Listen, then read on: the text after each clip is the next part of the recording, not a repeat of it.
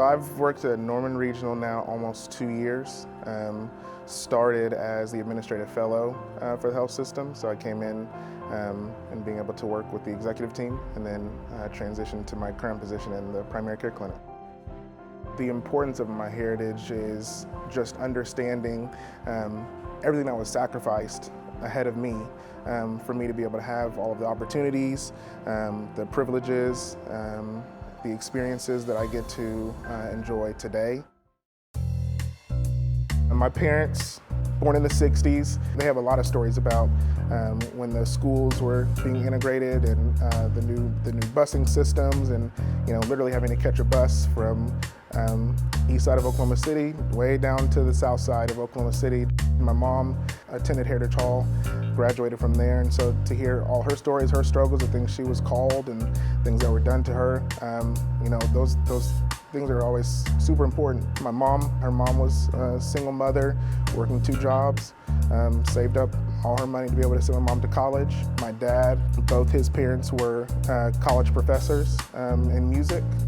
His mom was actually the first Black woman to be inducted into the Philharmonic Orchestra in Oklahoma.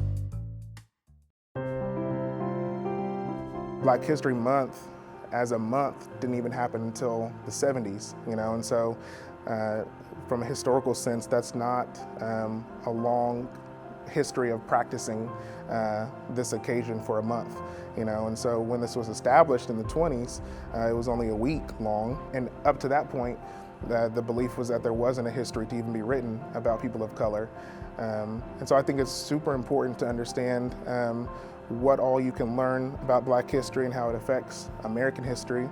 You obviously have your common trailblazers that you hear about with like Martin Luther King and Rosa Parks and things like that, but there's so many others. Again, even just Carter Woodson, understanding his organizations and his establishments. Frederick Douglass, he was an escaped slave. He was born as a slave and worked as a slave, and then to grow up and become a scholar.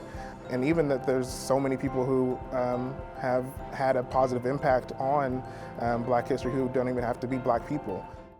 One of the biggest things is that how much I try to do for my son. It's good for him to know that anything is attainable and the opportunity is there. The opportunity is always there.